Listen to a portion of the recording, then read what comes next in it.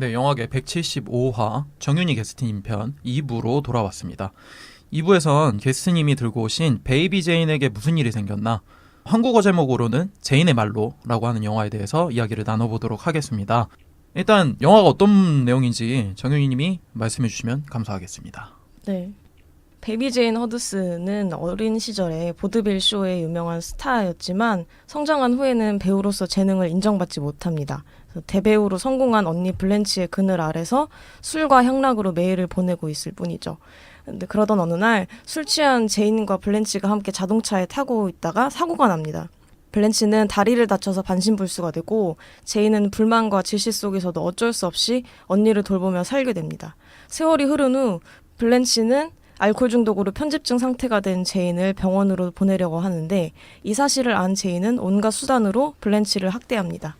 제인은 헌신적인 가정부 엘비라를 우발적으로 죽이게 되자 어찌할 바를 모르고 혼란에 빠집니다. 네. 간단하게 이야기를 하면 아역 때 스타였던 자매 중에 동생이 있었는데 제인이죠, 그게. 그렇죠. 제인인데 나중에 커서 전세가 바뀌었는데 펼쳐지는 이야기? 뭐 이렇게 얘기를 하면 쉬운가요? 그쵸. 네네네. 네. 그러니까 어릴 때는 제인이 잘 나가는데 커 보니까 블렌치는 대배우가 되고 제인은 끼어 팔기 상품으로 전락해버리죠. 네. 왕왕 근데- 있는 일이죠. 근데 블렌치가 사고를 당해서 반신불수가 되고 그렇게 둘의 영화 커리어는 끝장이 나버리는 그런 상태로 수십 년이 지난 뒤에 후일담 비슷하게 이야기가 진행되는 뭐 그런 영화라고 할 수 있겠죠. 네. 감독은 윤희님이 좋아하시는 감독인 로버트 알드리치고 배우는 베티 데이비스, 조안 크로포드, 빅터 부어너입니다. 이 영화를 들고 오신 이유에 대해서 궁금합니다. 네, 일단 이 영화는 아까 말씀드렸다시피 엄청난 충격과 함께 저한테 말할 수 없는 향수를 가져다 주는 영화예요. 그래서 고전 영화의 매력을 알게 해준 영화고 저는 고전 영화를 좋아하는 게 그 시대에 살아남은 생존작이라는 생각이 들거든요. 네. 그렇죠. 그래서 정말 좋아하고 이제 그 와중에 또 베이비 제인 같은 영화는 우리 윗세대 분들이 청년기 때 되게 좋아하셨던 작품인데 이제 그런 거를 매니악하게 알고 계시다가 그걸 이제 자식 세대인 우리한테 전수해 주시는 그런 느낌으로 많이 알려지고 있더라고요. 네. 네. 미국에선 그렇게 알려지고 있는 경우가 대부분인데 아쉽게도 우리나라에선 잘 소개가 안 되는 것 같아서 예. 그래서 제가 들고 나온 것도 있고요. 그리고 그리고 저의 영화 취향에 대해서 확실하게 정의를 내려준 영화인 것 같아요. 그 전까지는 사실 뭐 이 영화도 좋아하고 저 영화도 좋아하고 제가 어떤 서사에 끌리는지를 잘 감을 못 채고 있었는데 아까 말씀드린 것처럼 그 어떤 인물들의 심리가 되게 뒤틀리면서 그런 사건들이나 그죠. 콤플렉스가 상호작용하면서 휘몰아치는 그런 이야기로 인해서 벌어지는 그런 것들이 되게 매력적으로 작용하는 것 같은데 내가 이 점을 좋아하는 것 같고 이게 나의 영화를 선택하게 되는 매력에 끌리게 되는 기준점이 되는 것 같다라는 생각이 들더라고요. 예. 네. 그러니까 단순하게 뭐 선과 악으로 나뉘는 그런 인간 심리가 아니라 네네네. 굉장히 복잡한 그 인간 심리를 묘사해서 벌어지는 파국의 영화들을 좋아하신다는 이야기처럼 들리네요. 네네. 그리고 굳이 한 가지 이유를 더 꼽자면은 히치콕과는 반대점에 서 있는 서스펜스라고 생각해요. 네. 이게 뭐 그 당시에 제작됐을 때는 호러 영화라는 장르로서 제작이 됐지만 그러니까 알드리치가 제가 이따가 말씀을 드리겠지만 네. 탈장르의 대명사예요. 네. 탈 장르. 네, 오. 장르를 완전히 파괴하면서 자기 세계를 구축했던 감독이기 때문에 이 감독 특유의 색깔이 굉장히 잘 묻어나 있고 사실 느와르나 로맨틱 코미디나 이런 거를 조감독하면서 경험을 많이 해봤고 그런 연출적인 기법에 대해서 통달하고 있는 사람인데 자기가 메가폰을 줬을 때는 오히려 그걸 깨는 방식으로 세계를 잘 드러내거든요. 그래서 그런 점을 아주 잘 보여준 영화죠. 그래서 서스펜스인데 히치콕에서 드러나는 서스펜스는 정교하고 잘 정돈된 그리고 디자인적으로 굉장히 깔끔한 영화잖아요. 네. 그 미적 기능도 대단하고 근데 이 영화는 투박하고 뭐라 말할 수 없는 촌스러움이 있어요. 근데 강렬한 느낌이 들죠. 그래서 그런 대초점이 있어서 굉장히 좋아하는 영화예요. 네. 네. 히치콕과 전혀 다른 서스펜스라는 거에 스미스군은 어떻게 생각하는지 궁금하네요. 공감하고요. 말씀하신 것처럼 히치콕 하면은 강렬한 씬 하나 잡고서 거기서 임팩트를 확 주잖아요. 뭐 네. 권총 같은 것도 그냥 권총으로 안 보여주고 사람 머리만한 모형 총 가져다 놓고서 카메라로 촬영해가지고 사람들에게 임팩트를 주는 그런 식인데 이거는 그렇진 않죠. 그렇죠. 그 배우의 힘에 굉장히 의존하면서도 안에 코미디나 느와르적 요소나 스릴러나 호러가 다 쉽게 말해서 때려 박혀진 장르인데 그게 이제 묘하게 톱니바퀴처럼 굴러가면서 양상부를 이룬다는 네. 장점이 있죠. 네. 네. 그러면은 제가 듣기로는 이 영화에 대한 제작 비화 이런 것들이 굉장히 재밌는 게 많이 있다고 들었는데 네. 어떤 게 있나요? 배경은 1960년대예요. 1960년대가 어떤 때냐면 고전 할리우드가 사실 스튜디오 시스템으로 영화 제작이 네. 이루어져 있잖아요. 그래서 뭐 빅터 플레밍이라던가 찰리 채플린이라던가 스튜디오 중심으로 이루어진 거대 산업이었죠. 네. 그래서 감독보다 제작자가 훨씬 더 메가폰을 쥐고 흔드는 그런 시스템이었는데 그래서 배우라던가 감독이 가지고 있는 권한이 굉장히 작았어요. 예. 근데 그러고 나서 이 알드리치를 비롯한 몇몇 감독들이 B급 영화를 찍게 되면서 자기만의 스튜디오를 차리게 돼요. 네. 네, 그런 간섭을 받기 싫어서. 네. 그러고 나서 이제 뉴 아메리칸 시네마 그 시대가 되고 그러면서 프란시스 코폴라나 네. 마틴 스콜세지라던가 그런 감독들이 이제 막 튀어나오기 시작하죠. 네. 그래서 그때 되면서 비로소 이 작가주의 영화라던가 감독의 권한이 굉장히 높아지게 되는 그런 계기가 되는데 그러니까 그 알드리치의 시대가 그 알드리치가 했던 역할 자체가 그런 감독의 권한을 높여주는 교두보 역할을 해주는 역할이었던 것 같아요. 네. 이따가 말씀드리겠지만 알드리치가 영화사에서 남긴 업적이 좀 있거든요. 네. 그래서 그것도 말씀드릴 텐데 어쨌든 배경은 1960년대 초반이고요. 배우들의 당시 상황이랑 그 극 중에 나오는 블렌치랑 제인의 네. 상황이 비슷한 부분이 많아요. 영화 캐릭터랑요? 네네. 영화 오. 캐릭터는 상당히 비슷한 부분이 많고 네. 사실 블렌치 역할을 했던 조안이 초안을 먼저 들고 왔어요. 그러니까 시나리오가 아니라 베이비 제인의 원작 소설이 있는데 예. 그거를 알드리치랑 베티한테 보여준 거죠. 그래서 베티나 조안 같은 경우는 20, 30년대 스타였고 예. 특히 조안 크로포드 같은 경우는 그렇게 연기력은 인정받지 못했지만 육체파 배우였거든요.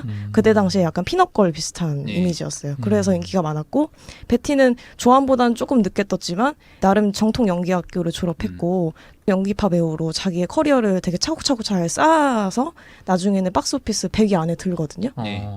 그러니까 그런 배우적인 입지가 있다 보니까 조안이 사실 베티를 굉장히 선망했어요. 네.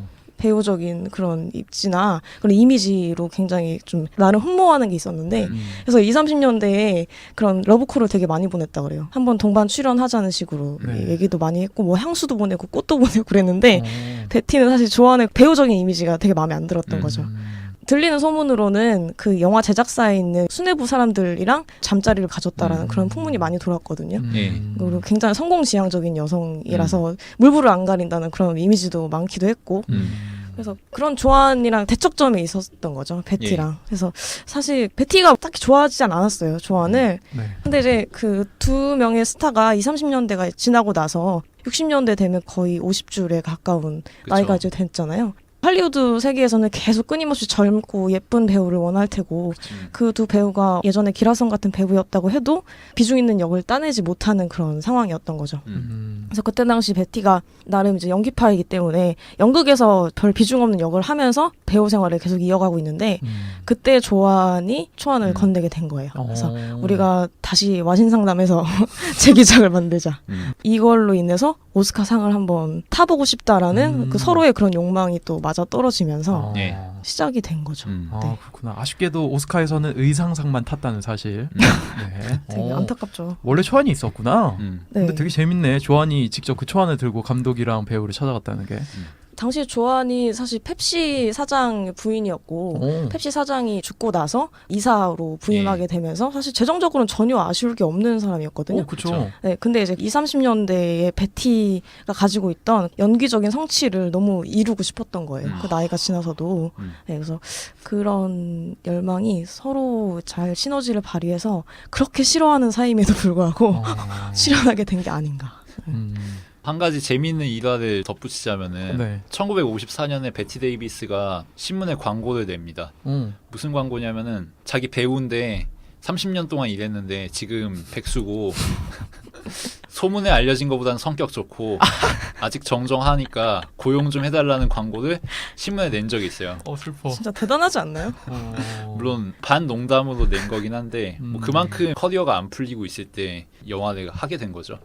그럼 촬영은 순조로웠나요? 전혀 순조롭지 않았죠. 아 그래요? 그 얘기를 이제 해드려야 되는데 궁금합니다. 재밌다. 베티가 지금 말씀해주신 것처럼 굉장히 성격파잖아요. 그리고 그렇죠. 조안도 사실 만만치 않거든요. 그 자리에 올라가기까지 얼마나 많은 일들이 있었겠어요. 그렇죠. 두 기라성 같은 배우가 다시 레드카펫을 밟으면서 화려하게 주목을 받기 위한 준비를 하는 그런 과정인데 예. 장난이 아니었죠 정말.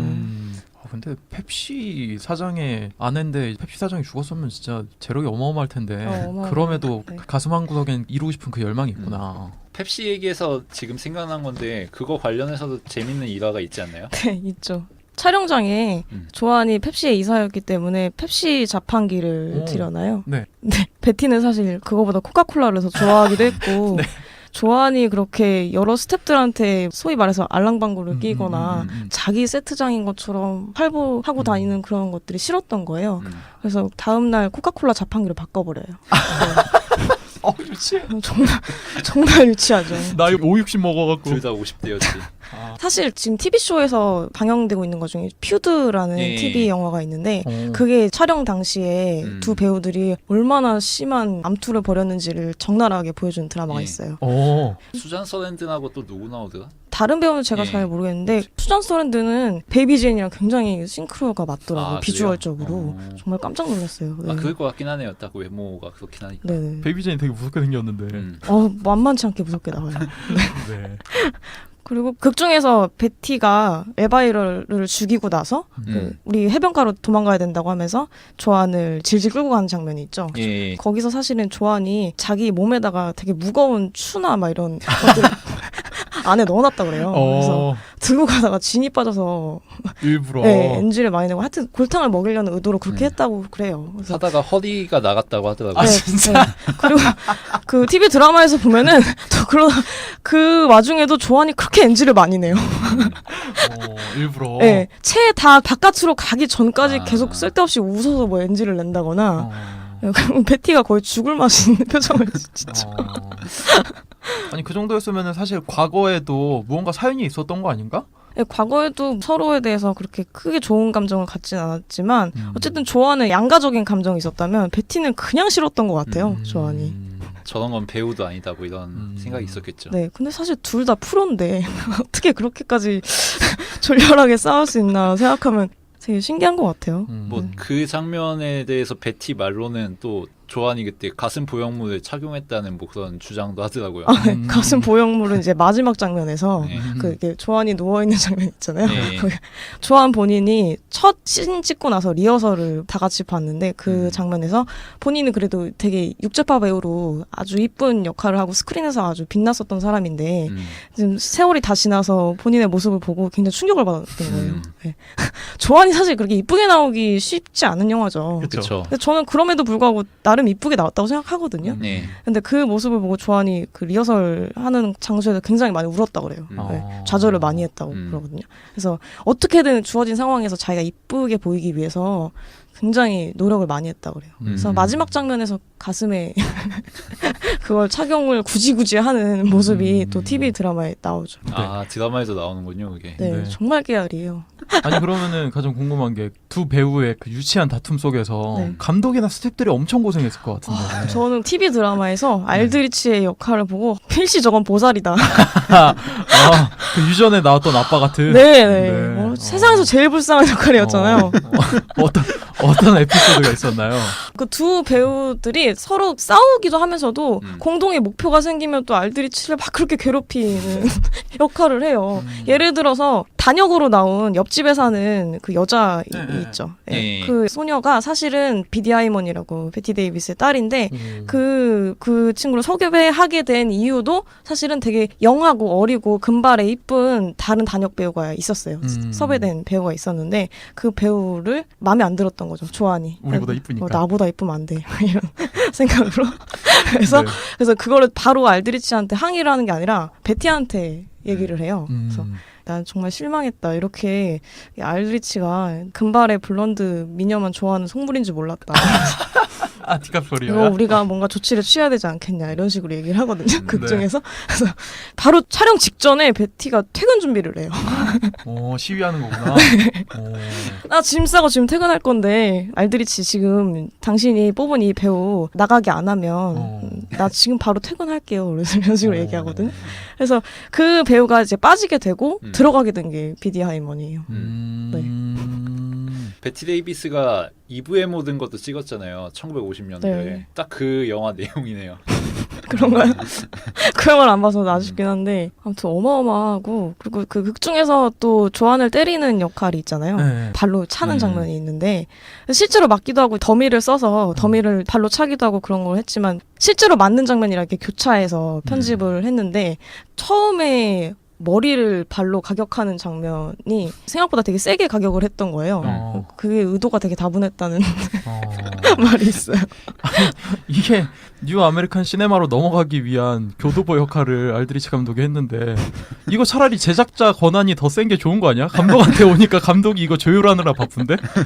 불쌍하다. 사실 이 와중에도 제작사가 되게 많이 쪼거든요. 그 와중에 또? 결말이라던가 뭐 이런 거 왜 조안이 죽는 모습을 확실히 안 보여주냐 이런 식으로 쪼기도 하고 그리고 처음에 캐스팅할 때 반대가 굉장히 심했어요. 왜냐면 베티 데이비스 같은 경우는 예전에 소송 한번 걸린 적이 있었잖아요. 워너하고 소송이 있었죠. 왜요? 그 당시에 배우 계약 조건이 7년 동안 그 한 제작사에 묶어두면서 되게 낮은 보수랑 졸속인 작품을 계속 다작시키면서 굴리는 게 있었어요. 공작처럼. 네네네.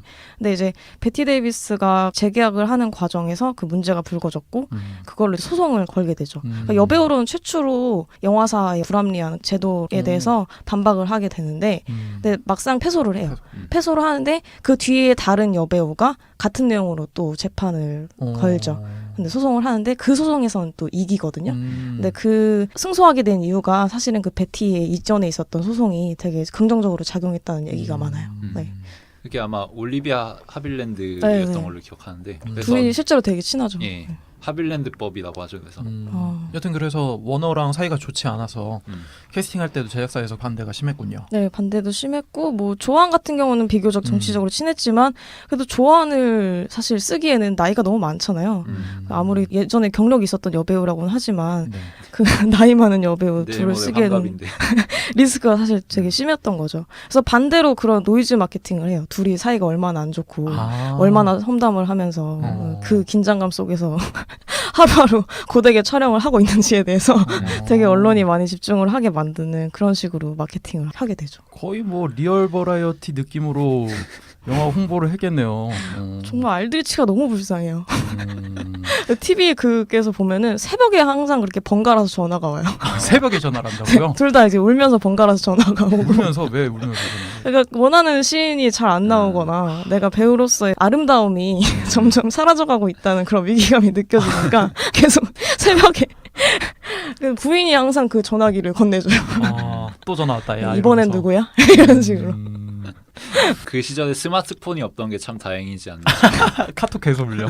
알드리치도 어마어마한 프로인데 굉장히 힘들었을 것 같아요. 또 촬영 중에 있었던 재미난 에피소드 한두 개 더 있다면 그 빅터 부오노라고 네네네. 중간에 에드윈으로 나오는 반주를 쳐주는. 네네네 그 배우 같은 경우는 그 영화가 첫 작품이었어요. 그래요? 네, 당시에 24살이었고 미국에서는 되게 연기 잘하는 게이 배우 아이콘으로 알려져 있죠. 근데 극영화에서는 그렇게 나오는데 그게 다 진짜인지 아닌지 사실 저도 잘 모르겠어요. 재구성된 드라마이다 보니까. 네. 근데 빅터 부오노가 촬영 도중에 게이 바에 갔다가 검거가 돼요. 이거 유난히 좋아하시는. 아니 감독 보살이네 진짜. 근데 그거를 베티가 빼주거든요. 그래요? 네. 구치소에 가서 찌질하게 있는 부오노를 베티가 빼주는 장면이 있죠. 제가 알기로 베티 데이비스가 퀴어 커뮤니티에서 꽤 평가가 높거든요. 네. 그래요? 이게 초기 퀴어들이 영화판으로 들어온 데 있어서 롤모델 비슷한 역할을 했다고. 조안 크로포드도 비슷하긴 한데 네. 그 사건도 연관이 있지 않을까 이런 생각이 좀 드네요. 저는 거기선 처음 봤거든요. 그 사실을. 네, 그래서 잘 몰랐는데 아무튼 베티도 사실 빅터 부오노를 처음엔 별로 좋아하지 않았어요. 이게 배우적인 외관이 썩 훌륭하진 않잖아요. 그쵸. 되게 뚱뚱하고 그리고 스튜디오 안에서도 그렇게 먹을 거를 좋아했던 걸로 나와요. 영화에서도 그렇게 처먹더니. 근데 이제 같이 씬을 찍는데 생각보다 합이 잘 맞았던 거죠. 이 배우가 생각보다 센스가 있었고 그 왜 그 피아노 반주 치면서 베티가 되게 기괴하게 노래를 부르고 있을 때 뒤에서 되게 곤란한 표정이 또 되게 볼만하잖아요. 맞아요. 그게 또 백미죠. 이걸 어떻게 해야 되지? 막 이런 표정. 그리고 베이비 허드슨 교습하러 왔다 하니까 그게 저예요 하니까 그 되게 실망한 표정 있잖아요.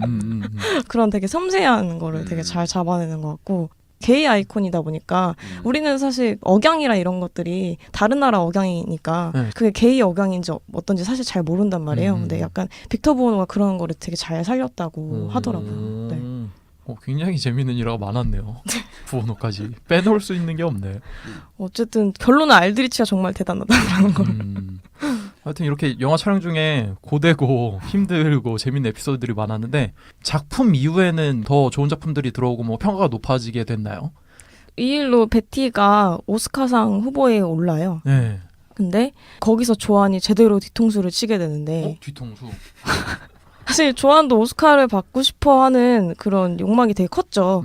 근데 베티가 워낙에 훌륭하다 보니까 이제 심리적으로 되게 압박이 많았는데 이제 오스카 시상식 당일날 베티는 거의 자기가 딸 거라고 확신을 하고 있었어요. 그래서 주변 사람들한테 이제 나 오스카 이번에 타면 3번 타는 거니까 샴페인 터트릴 준비하라고. 그래서 거의 김칫국을 장독채로 마시고 있는데 그 순간 이제 완전 다른 배우가 호명되는 거죠. 근데 사실 주변에 있는 사람들뿐만 아니라 모든 그 영화를 본 사람들은 다 베티가 딸 거라고 생각했는데 그게 전복이 된 거예요. 근데 그 배우가 참석을 안 했거든요, 그날. 그 순간 조안이 올라가서 대리수상을 하게 돼요. 미친 거 아니야? 익스큐즈 미 하고 올라가가지고 대리수상을 하게 되죠. 아 원래 각본에 없었던 건데 그냥 즉흥적으로 올라간 거예요? 그 사전에 얘기가 됐다는 얘기도 있고 즉흥적으로 올라갔다는 얘기도 있고. 그게 조안 크로포드가 시상식에 결석할 사람을 물색해가지고 일부러 전화를 걸었다고. 그러니까 일일이 전화기 다 돌려본 다음에 빠질 사람을 찾아봤다는 썰이 있어요. 진짜 유구무원이죠. 할 말이 없어요, 정말. 이건 좀 궁금한데 베티가 수상이 굉장히 유력했나 보네요. 네, 정말 유력했고 본인 스스로도 그렇게 생각할 정도면은 사실 영화도 히트했고. 네, 영화도 사실 되게 성공 많이 했었어요. 아 그렇군요. 네. 그 두 배우가 호연을 펼쳤고 수익도 꽤 쏠쏠하게 나온 영화였는데 마지막 유종의 미를 베티가 그런 식으로 걷지 못하는데 조안이 또 그렇게 뒤통수를 치니까 베티가 이 일로 완전히 조안이랑 척을 치게 돼요. 네. 근데 문제는 또 이 영화 뒤로 알드리치가 허쉬허쉬 스위스알롯이라는 영화를 또 찍게 되는데 네. 그 영화에서 또 공교롭게 두 배우를 또 같이 동반 섭외를 하려고 해요. 동반 섭외가 또 돼요. 그 둘 관계가 전 참 되게 병적이라고 생각하는데. 진짜 재밌다. 그래서 찍게는 되는데 촬영 일주일 만에 조안이 폐렴이라는 이유로 하차를 하게 되죠. 공식적인 이유는 폐렴인데 사실상은 베티가 그 시상식 때 받았던 오욕이 너무 커서 촬영장에서 스태프들과 감독들에게 조안에 대한 어떤 이간질을 한다거나 사실 촬영장에서 조안이 빅스타처럼 행동하는 게 좀 있었대요. 리무진이나 뭐 이런 자기만의 어떤 어시스턴트를 대거 데리고 와서 뻑적지근하게 영화를 찍는 그런 자세가 좀 있었는데 그게 되게 못마땅했던 거예요. 스태프들도 당연히 좋게 보이지 않았겠죠. 그런 식으로 험담을 하면서 조안을 왕따를 시켰다는 얘기도 있고 그것 때문에 일주일 만에 조안이 하차하게 되고 그러면서 대타로 들어온 배우가 하빌랜드로. 네. 뭐 이건 TMI이긴 하지만 하빌랜드도 또 라이벌이 있죠. 자기 동생인 조안 폰테인하고 굉장히 사이가 안 좋았던 걸로 또 유명한데 평생 싸운 사이고 조안 폰테인이 몇 년 전에 죽었거든요. 그러면서 끝났죠. 하빌랜드 아직 살아있고 참고로 하빌랜드는 바람과 함께 사라지다의 멜라니로 나오는 그 배우인데 지금 103세를 바라보고 있죠. 아직 정정하신가 봐요. 네. 그러면 베티와 조안은 그 이후로는 더 이상 같은 작품에 출연하지 않았겠네요. 네. 그럴 일이 없겠죠. 사람이라면. 둘 다 오스카 노미네이트 그 이후로 못 됐고. 슬픈 현실이죠. 그럼 네. 그 작품 할 때 완전 마지막 불꽃을 태운 다음에 쭉 다시 내리막으로 걸었나 보네요. 네, 거의 뭐 하얗게 불태웠는데 본인이 원하던 건 이루지 못했던 걸로. 베티는 그나마 기괴한 할머니 역할로 나름 입지를 쌓아서 마더의 김혜자처럼 된 건데 조안 크로포드 그 이후로 퇴물이 되어버린 그런 이야기가 있죠. 어떻게 보면 조안이 가장 적극적으로 이 영화의 기획에 앞장선 입장인데 그렇죠. 왜 얘기가 이렇게 죽 써서 되는지. 개준 꼴. 그렇죠. 네. 그럼 알드리치 같은 경우에는 본인 커리어에서 이 작품이 초기 작품인가요? 중기 작품인가요? 중기 작품이라고 보면 될 거고요. 가장 전성기에 있었던 작품이라고 볼 수 있어요. 그리고 알드리치가 사실 20, 30년대에 처음 영화를 찍기 시작해서 60년대나 50년대 중반에 거의 전성기를 치고 그리고 70년대 때 서서히 이제 하락선을 타다가 81년에 유작을 찍고 이제 영화계에서 사라지거든요. 네. 근데 알드리치 같은 경우는 아까 제가 말씀드렸던 장르 파괴자인데 네. 그 당시 찰리 채플린이나 뭐 장 르누아르 당시 대가들의 조감독으로 활동했던 사람이에요. 그러니까 당시에 존재하는 스튜디오 시스템의 대가의 작품들에는 한 번씩 다 스텝으로 촬영했던 인류 스텝이었대요. 네. 베테랑 오브 베테랑이네요. 완전 베테랑이었고 특히 이 알드리치가 되게 잘했던 게 제작비 절감을 잘하는 조감독으로 엄청 유명했고 굉장히 유능한 실력을 인정받았던 사람인데 이 작품을 왜 찍게 됐냐면 사실 그때 당시 촬영 같이 했던 대가들이 그 메카시즘 때문에 그 대거 다 잡혀가요. 찰리 채플린이나 대부분 다 좌파계 인사였기 때문에 네 그렇게 되다 보니까 자기도 조감독으로 참여를 했고 그리고 정치적인 성향이나 영화적인 성향도 거의 진보주의자였거든요. 그러니까 본인의 입지도 되게 흔들린 거죠. 제작을 한 해 만에 하는 위태로운 상황이었는데 그래서 영국이랑 프랑스로 오가면서 되게 힘들게 영화를 찍어요. 알드리치한테도 이 영화는 재기작이었던 거예요. 할리우드로 다시 건너와서 이 영화를 찍게 되거든요. 네. 되게 의미심장한 영화였던 거죠. 네. 여러 가지 욕망들이 합쳐져서 만들어진 영화네요. 네, 생각해보면. 네. 보살로 버틸만한 그 이유가 있었네. 재기해야 되니까. 원래는 키스미 데들리가 이 사람한테는 제일 유명한 작품이잖아요. 네, 근데 그 뒤로 다시 헐리우드에 돌아와서 방점을 찍은 작품이었다고 생각해요. 네. 네. 원래 이 제안이 히치콕에게도 들어갔다고 하더라고요. 아, 그래요? 네, 근데 그 당시에 사이코 찍고 있었던가 아무튼 새하고 사이코 이 사이였을 텐데 그것 때문에 고사를 했다고. 사이코가 개봉되고 나서 2년 뒤에 이 영화가 발표되거든요. 그래서 그 당시에 호러가 대세다라는 의견이 지배적이었고 그 여세를 몰아서 알드리치가 찍은 것도 있겠는데 사이코의 영향을 받았을 거라는 얘기도 있어요. 네. 비하인드 스토리가 굉장히 많은데 여기서 줄이도록 하고 작품에 대한 이야기를 좀 더 딥하게 하면 좋을 것 같은데 어떻게 감상하시고 어떤 표현이 좋았고 어떤 연출이 좋았는지에 대해서 얘기를 좀 해주시면 좋을 것 같습니다. 저 일단 여러 가지 장르를 다 포섭한 건데 그 어떤 장르라고 말할 수도 없는 그런 묘한 매력이 있어요. 네. 그리고 제가 좋아하는 기괴한 요소들이 많이 있고 예를 들면 뭐가 있었죠? 예를 들면 베티가 연기하는 장면에서 기괴함이 극치를 달리지 않나 생각하거든요. 네. 사실 영화 초반에 오프닝 시퀀스가 굉장히 길잖아요. 맞아요. 네. 근데 그때 당시에는 그런 게 또 나름 유행이었대요. 그런 오프닝 씬도 굉장히 강렬하고 밑도 끝도 없이 시작하잖아요. 그쵸. 갑자기 피에로가 팡 올라오고 관람자의 심장을 팍팍팍 치듯이 시작하는 게 있죠. 그러면서 나오는 게 아빠에게 보내는 편지이고 이제 나중에 이제 그게 제인이 얼마나 미쳤는지를 대조적으로 보여주기 위해서 등장하는 그 장면이랑 대비해서 봤을 때 극적인 효과가 큰 것 같아요. 그래서 그런 연출들이라든가 이런 게 되게 훌륭한 것 같고 오프닝 말씀하셔서 그러는데 저도 시간이 갑자기 확 뛰는 게 깜짝 놀랐어요. 그 아역 배우 때 베이비 제인이 어떻게 공연을 했는지가 굉장히 인상적이잖아요. 노래하는 거 보고 너무 잘하는 거야. 이런 애가 공연을 하면은 스타가 안 될 수가 없는 거야.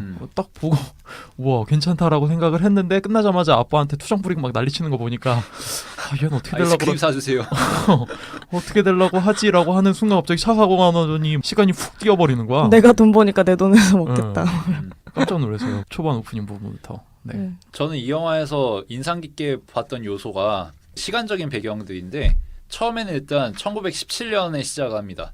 보드빌이 한창 유행할 때죠. 그리고 시간이 훌쩍 뛰어서 블란체의 전성기가 나오죠. 그때가 1935년이고 할리우드의 한창 때이기도 하죠. 그리고 조한 크로포드하고 베티 데이비스의 전성기이기도 하고 거기서 이제 훌쩍 시간이 뛰어넘어서 60년대에도 넘어오죠. 그러니까 할리우드의 역사를 이 영화가 함축해서 보여준다는 그런 생각이 들어서 어린아이를 가지고 영업을 하던 1910년대를 보여줬다가 할리우드 전성기에 여배우들이 중심이 돼서 극을 이끌어가던 그런 시대를 보여주다가 이제 그런 시대들이 다 저물어 가고 할리우드도 할머니가 됐고 이 배우들도 할머니가 된 그런 시대를 보여주면서 영화의 한 50년을 짤막하게 보여주는 그게 참 재미있는 요소라는 생각을 했어요. 그때 당시에 제인을 위한 나라는 없다 뭐 이런 느낌이네요. 그렇죠. 네. 그리고 이게 사실 할리우드 초창기에는 여배우들이 남배우들에게 티켓 파워 이런 거에서 거의 밀리지 않았거든요. 탑10 메이킹 스타라고 해가지고 극장주들이 배우들의 티켓 파워를 측정한 그런 지표가 있는데 거기서 1930년대까지만 해도 여배우들이 남배우들에게 거의 안 밀려요. 근데 이게 40년대 들어오면서 클라크 게이블이나 뭐 이런 남배우들이 발굴이 되고 이 사람들이 입지를 굳히면서 점점 티켓 파워가 벌어집니다. 그리고 여배우들은 전성기가 일찍 끝난다든가 아니면은 계약 관계 때문에 묶여가지고 커리어가 끝나버린다든가 아니면 결혼을 한다든가 어디 누구처럼 모나코의 왕비로 결혼을 하러 간다든가 그런 식으로 커리어가 끝나면서 세대 교체가 급격하게 일어납니다. 그러니까 30년대에 전성기를 누렸던 배우가 40년대에 대해서 끝물이 돼버리고 40년대에 한창 지배했던 배우는 50년대에 잊혀져 버리고 이런 일들이 아주 많이 일어나는데 남배우들은 상대적으로 커리어가 아주 견고하게 이어진 경우가 많거든요. 30년대에 탑 배우였던 사람이 60년대에도 주연하고 있고 이런 경우가 많았고 그런 것과 대비해봤을 때 제인과 블란체라고 하는 인물들이 성쇠를 거치는 그것들이 그 시절의 여배우들이 겪어야만 했던 어떤 숙명과도 같았던 비운 이런 것을 잘 말해주지 않나 그런 생각을 해봤습니다. 헐리우드 20년대부터 60년대에 걸친 그 역사와 그 와중에 있었던 여배우들의 굴곡 그런 것들을 표현해 주는 영화라고 이야기할 수 있겠네요. 네. 그런 점에서 소재가 참 좋았던 것 같아요. 네. 네. 근데 그 영화는 이제 그런 걸 보여주면서도 그거를 깨려고 하는 네. 시도를 했다는 게 좀 재밌죠. 뭐 대사나 연기에 있어서 또 이야기할 게 꽤 있을 것 같은데. 저 좋아하는 대사가 네. Did she like it? 이거 말하는 장면이 있잖아요. 그 상황이 뭐였죠? 그게 조안이 자기가 나왔던 그 TV 프로그램 그 영화를 보면서 그 옆집에 있는 사모님이 와서 그 영화 참 재밌게 보고 있다. 예. 꽃다발을 주잖아요. 예. 그래서 그걸 전하면서 뭐 그래서 좋아했대? 좋대? 좋게 봤대? 하니까 표정이 일그러지면서 굉장히 비꼬면서 얘기를 하죠. 그 연기가 굉장히 일품이었고 그게 사실 패러디가 되게 많이 되는 장면. 아, 그래요? 이기도 하고. 말 따라하는 것부터가 얄밉죠. 네. 그리고 거기서 베티의 연기가 되게 훌륭하다고 느껴졌던 게 그 당시 할리우드 배우들한테 보여지던 그런 연기 스타일이 아니에요. 되게 리얼하고. 네. 미국에서 보는 관객들도 그런 얘기를 다 같이 하더라고요. 오히려 조안 같은 스타일이 고전 그쵸. 영화다운 연기죠. 뭐 연기적인 부분은 베티는 진짜 나무랄 데가 없는 것 같고요. 그래서 그 영화에서 보면은 베티가 집을 판다고 하니까 노발대발 하게 되잖아요. 네. 근데 그때 조안의 자세를 자세히 보면은 이렇게 휠체어를 꼭 잡고 있어요. 그 배우가 주는 강력한 파워에 빨려들지 않으려고 약간 안간힘을 쓰는 것 같은 느낌이 좀 들더라고요. 네. 각본하고 캐릭터를 바라보는 면에서 베티가 조안보다 훨씬 남다르다는 생각이 들어요. 그렇죠. 그러니까 조안은 이런 역할이 자기에게 맞고 더 중점적인 역할이고 더 나은 역할이고 생각해서 그런 쪽으로 역할을 맡았을 거 아니에요. 근데 사실 지금 관객들의 눈에 보면은 베티가 맡은 제인의 역할이 훨씬 그쵸. 인상을 주기 좋잖아요. 연기력을 떠나서 배역이 훨씬 좋은 역할이라는 생각이 드는데 아마 그런 판단력에 있어서 베티가 훨씬 낫지 않았나. 네, 되게 정확하게 보신 게 그 TV 영화에서도 나오는데 그 기괴한 메이크업 있잖아요. 네. 그거를 사실 의상팀이나 메이크업 팀에서 컨셉을 잡아준 줄 알았어요. 근데 그게 아니라 베티가 네. 백스테이지 가서 본인이 그렇게 화장을 하고 본인이 직접 의상 선택을 그렇게 해서 나오는 모습이 스스로 나오거든요. 캐릭터를 그렇게 이해하고 일부러 자기를 그렇게 네, 꾸몄구나. 네, 배역에 대한 해석력이 엄청나다고 생각해요. 그래서 이 영화 원작자가 베티 데이비스가 분장한 걸 보고 야 이거 내가 생각하는 제인하고 똑같다고라고까지 얘기했다고 하더라고요. 네. 배우한테는 그것만한 칭찬이 없을 것 같아요. 네. 워낙에 독특해서 그 뷰티 마크도 그렇고 조그맣게 그 하트 시그널이 대단합니다. 진짜.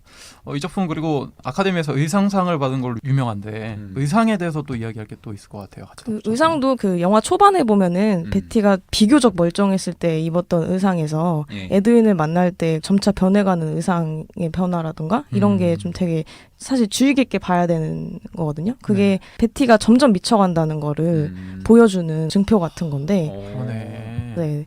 처음에는 유러피안 같이 입잖아요. 네. 예. 되게 교양 있는 기부인처럼 입고 그렇게 입어야지 은행 가서 대출 받을 테니까 아, 그러네. 언니 사인 빌려서 대출 받을 테니까 광고도 막 내고 그러니까 어쨌든 자기 현실에 그나마 좀 타협을 하면서 계속 자기의 모습을 지키려고 하는데 사회와 연결 맺으면서 근데 그게 에드윈을 만나면서 완전히 깨지게 되죠. 네. 그래서 나중에 베이비 제인 도어를 선물하잖아요. 예. 그때까지 베티의 의상이라던가 이런 걸 보면은 그런 심리적인 연결 구도랑 되게 잘 맞아떨어지게 연출을 잘한 것 같아요. 네. 그래서 마지막 장면에 춤을 출 때도 옷을 보면 굉장히 화려하잖아요. 그렇죠. 그런 이유가 있었네요. 네. 조안 같은 경우는 사실 의상에 딱히 신경을 썼다는 느낌은 안 들어요. 그러니까 네. 조안이 워낙에 영화 촬영 현장에서 본인이 이쁘게 보여야 되는 네. 거에 집중했기 때문에 의상을 고르는 거에 있어서 많은 선택지를 뒀다는 느낌은 안 들거든요. 네. 그러니까 클래시컬한 여배우 연기에 너무 집착하지 않았나. 그냥 그런 그쵸. 역할 자체. 그리고 TMI이긴 한데 이 영화 찍고 10년 뒤에도 조안의 그런 자의식은 여전해서 그때도 화려하게 하고 다녔다고 하더라고요. 근데 친구 생일 파티인가 어디 무슨 파티에 갔는데 그걸 기자들이 사진을 찍었다고 하더라고요. 근데 그 사진이 조안 자신이 보기에 너무 형편없이 나와서 그때부터 대외 활동을 끊었던 거라고. 그러니까 거의 70 바라볼 때인데도 그럴 정도의 자의식이 있었다는 거니까 뭐 대단하다면 대단한 거죠. 이 영화의 촬영도 굉장히 독특합니다. 촬영에 대해서도 이야기할 게 좀 있을 것 같아요. 촬영은 이제 그 로키 조명을 거의 주로 쓰죠. 그러니까 로키 조명이 뭔지 잠깐 설명해 주시죠. 로키 조명은 명암의 대비가 확실한 건데 예를 들면 이제 뭐 할로겐처럼 배우의 한 얼굴이라던가 한 부분만 딱 집중적으로 보여주는 그런 느와르 장르에서 보통 네. 주로 나오는 기법인데 네. 사실 로버트 알드리치가 키스미 데들리에서 느와르를 한번 찍었잖아요. 네. 그러니까 그런 본인의 풍부한 연출에 대한 경험으로 베이비 제인을 특이한 조명적인 느낌을 만들어내는데 거기에도 로키 조명이 좀 한몫했지 않았나라는 네. 생각이 들어요. 네. 이게 그리고 또 재밌는 게 원래 이 영화가 컬러 영화로 제작될 뻔했다고 하더라고요. 근데 베티 데이비스가 안 된다고 이거는 무조건 흑백이어야 된다고. 예, 그게 참 잘 맞아 떨어진 것 같아요. 신의 한 수였네요. 예. 그렇게 해서 로키 조명이 또 이제 빛을 발하고. 베티가 참 대단한 것 같아요. 네. 네, 그 영화를 보는 해안이라던가 이런 게 그렇죠. 장난이 아닌 것 같은 느낌이 들어요. 조안 크로포드가 30년대에 머물고 있었다면 베티는 이미 60년대에 자기가 뭘 해야 될지를 좀 생각하고 있던 게 아닌가. 그렇게 보면 오히려 조안이 네. 극 중에 제인인 것 같네요. 예, 그렇죠. 그러네요. 네. 역으로 바뀌었습니다. 묘하네요, 되게. 그 밖에 과감한 오버헤드 숏이랄지 네, 뭐 네, 이렇게 네. 카메라 배우 간의 거리랄지 그런 네. 것도 이야기할 게 좀 더 있을 것 같은데. 오버헤드 숏 같은 경우는 조안이 막 불안함에 떤다던가 그 식판을 열 때 위태위태한 감정들 있잖아요. 불안한 이게 쥐가 나올지 새가 나올지 네. 모르는 그런 상황. 뭔가 죽은 게 나올 텐데. 네, 그런 긴장감을 드러내기 위해서 사용한 그런 숏들이 좋아하는 클로즈업이나 뭐 이런 오버헤드 숏이 굉장히 많고 그리고 또 전 재밌게 본 게 블렌치가 배를 누르잖아요. 네. 부저를 누르는데 예. 블렌치 샷 자체는 부저를 누르고 있는 그 모습이 되게 고고하고 교양 있게 느껴지는데 예. 그 부저음 자체는 굉장히 신경질적이잖아요. 그쵸. 맞아. 그러니까 서로를 긁고 있었던 거죠. 신경적으로. 그런 거를 보여주기 위해서 스위치 인서트 컷이랑 부저를 누르고 있는 블란치 모습을 계속 이제 빠르게 교차해서 보여준다거나 그런 게 약간 그게 긴장감을 더 살리게 되고 아무튼 그런 걸 봤을 때 장르적인 재미나 장르적인 연출력에 있어서는 할리우드 시스템에 있었던 그런 예. 모든 장기를 다 가져온 것 같은 느낌이 들어요. 네. 그러니까 구도를 좀 맞춰보면은 클래시컬한 할리우드 스튜디오 시스템 시절의 그런 노하우를 투입하는 와중에 베티 데이비스를 위시한 연기라든지 연출의 진보적인 측면은 또 60년대의 새 트렌드를 바라보는 그렇죠. 그런 과도기적인 측면이 있는 것 같아요. 네. 80년대 들어서는 블록버스터라는 장르가 예. 되게 확실해지잖아요. 장르 영화로서 공식이 생기게 되는데 그래도 70년대나 60년대까지는 B급 영화라든가 그 영화 감독들이 작가주의로 턴하게 되면서 관객들도 감독들이 이 정도 표현하는 것에 대해서 좀 허용해주는 그런 분위기가 있었던 것 같아요. 네. 굉장히 과감한 시도까지도. 네네네. 네. 그렇다면 이 영화의 가장 핵심인 음악, 아빠에게 보내는 편지를 이야기 안 할 수가 없을 것 같은데. 사실 이 음악이 메인이죠. 그쵸. 이 영화의 모든 주제를 다 설명하는 음악이기도 하고, 근데 그 외에 나오는 BGM이나 이런 것들은 그냥 되게 평범한 로큰롤 음악이라던가, 되게 고전 영화에서 자주 쓰이는 서정적인 음악이라던가, 맞아요. 천편일률적이다라고 느껴질 수 있는 그런 효과음을 주로 쓰게 되죠. 근데 그 점이 사실 더 기괴한 것 같아요. 왜냐하면 히치콕 영화 같은 경우는 음악에 굉장히 신경을 많이 쓰잖아요. 그 사이코에서 막 낑낑낑 하는 그런 효과음이라든가 사운드를 굉장히 정교하게 설계해서 빠바박 그쵸. 보여주는 게 있는데 이 알드리치 영화는 그런 건 없어요. 굉장히 변칙적으로 느껴지기도 그런 것 하고. 따위는 없는데 상당히 강렬하게 뭔가 그 덩어리 채우는 그런 느낌이 있죠. 네. 네. 아역배가 부를 때는 목구슬 굴러가듯이 너무 잘 불렀는데 베티가 부를 때는 베티가 부를 때는 엉망진창이죠. 이게 참 되게 기괴한 느낌이 나가지고 전 살짝 묘하게 감동을 받기도 했어요. 그러니까 이 영화를 관통하는 단어가 그냥 기괴하다는 걸로 음. 설명할 수 있을 것 같아요. 근데 베티가 사실은 그 노래를 부르는 거에 대해서 컴플렉스가 있었다고 그래요. 아 그래요? 자기는 연극 배우이기 때문에 아. 뮤지컬이라든가 그런 댄서 출신이 아니잖아요. 그래서 감독한테 항의 아닌 항의도 했고 그랬었는데 어느 정도 도연을 이끌어낸 거죠. 그 감독이. 그러니까 물론 노래를 잘하는 게 아닌데 본인 발성으로 최대한의 무언가를 표현하려고 하는 느낌이 나가지고 그게 더 안쓰럽기도 하고 복잡한 미묘한 감정이 여러 가지 들어가고 되게 복잡하게 나갔던 것 같아요. 그 노래 부르는 씬이. 근데 그 특유의 허스키한 음색 때문에 더 무섭게 느껴지죠. 네. 영화에 대한 연출이나 여러 가지 이런 이야기를 했는데 슬슬 마무리를 지어야 될 것 같은데 뉴님이 들고 오셨는데 어떻게 보셨는지 좀 궁금합니다. 저는 오랜만에 다시 뜯어서 보는데 네. 좋았고요. 뻔한 대답이지만.